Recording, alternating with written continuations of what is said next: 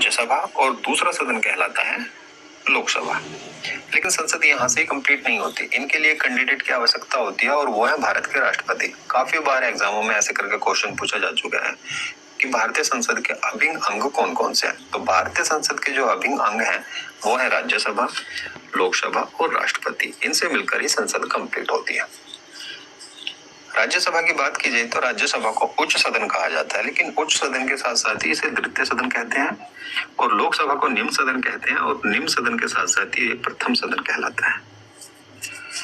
राज्यसभा स्थायी सदन कहलाया जाता है और लोकसभा अस्थायी सदन कहलाया जाता है।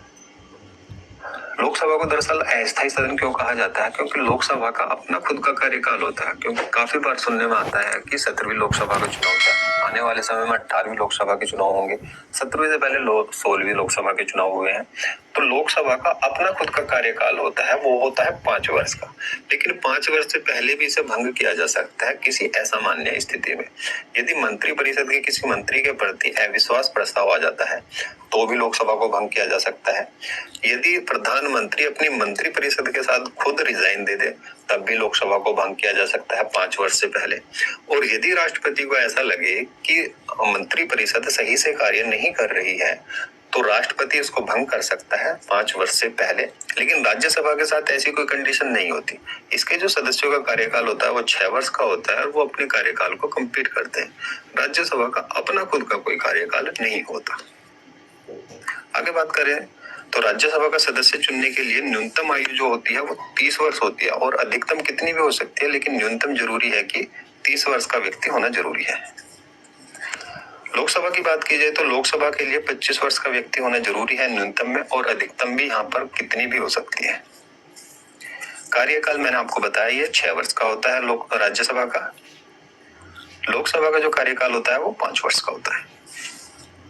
चुनाव की बात की जाए तो अप्रत्यक्ष रूप से चुनाव होता है राज्यसभा के सदस्यों का, और अप्रत्यक्ष रूप से यानी जनता सीधे वोट नहीं करती। जनता की वोट किसी और के थ्रू डाली जाती है और वो डाली जाती है विधानसभा के सदस्यों द्वारा।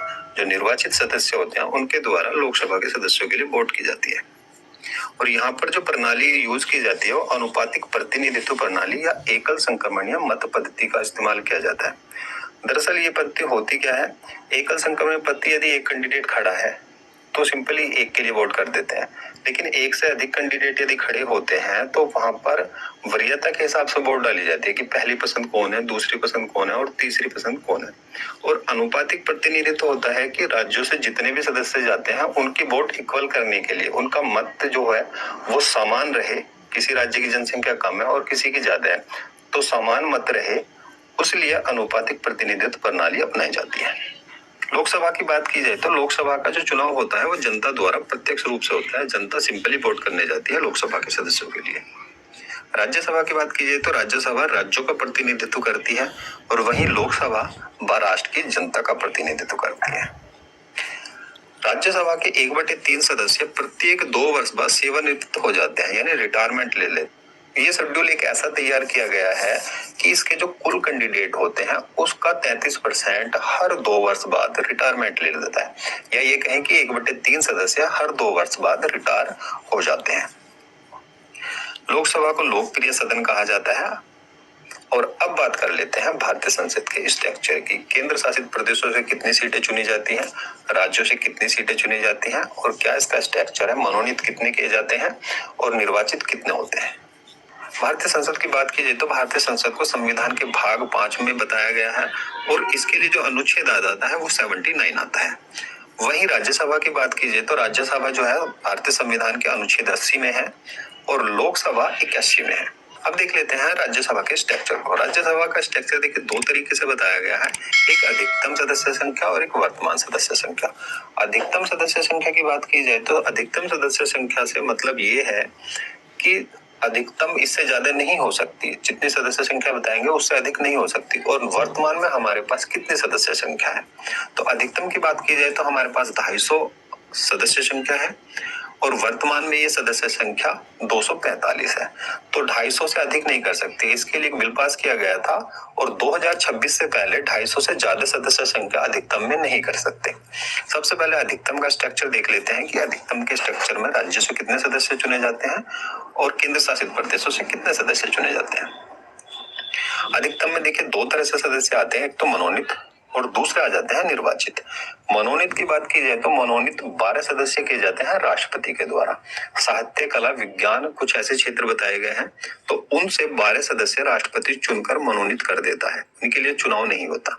निर्वाचन की बात की जाए तो निर्वाचन में 238 सदस्य आते हैं और इनका जो निर्वाचन मैंने आपको बताया था, राज्यसभा का जो निर्वाचन होता है अप्रत्यक्ष रूप से होता है और इसके लिए जो निर्वाचन करते हैं, वोट करते हैं, वो करते हैं विधानसभा के निर्वाचित सदस्य। निर्वाचित सदस्यों में राज्य से जो सदस्य आते हैं वो आते हैं 229 और केंद्र शासित प्रदेशों से आते हैं 8।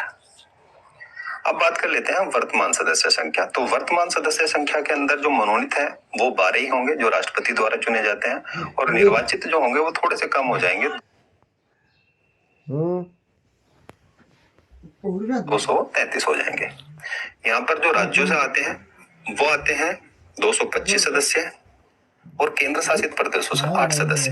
और केंद्र शासित क्षेत्र भी कौन कौन से भाग लेते हैं इसके बारे में डिस्कस कर लेते हैं।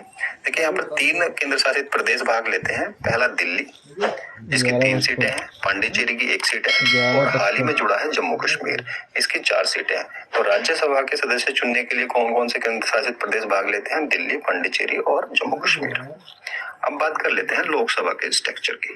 तो लोकसभा का स्ट्रक्चर भी अधिकतम संख्या पर होगा और वर्तमान सदस्य संख्या पर होगा। अधिकतम सदस्य संख्या की बात की जाए तो 552 हो सकती है और वर्तमान में जो सदस्य संख्या है वो 545 है। तो यहाँ पर 7 सीटें स्पेयर में है, 7 सीटें बढ़ाई जा सकती हैं 2026 तक।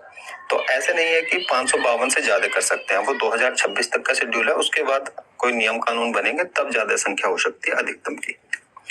सबसे पहले बात कर लेते हैं अधिकतम संख्या की। तो यहाँ पर भी ऐसे ही होगा कि मनोनीत और निर्वाचित, यहाँ पर जनता द्वारा निर्वाचित किए जाते हैं प्रत्यक्ष रूप से। मनोनीत राष्ट्रपति के द्वारा ही किए जाएंगे और वो किए जाएंगे 2 सदस्य। 2 सदस्य भी एंग्लो इंडियन किए जाते हैं जो विदेशी मूल के भारतीय व्यक्ति होते हैं।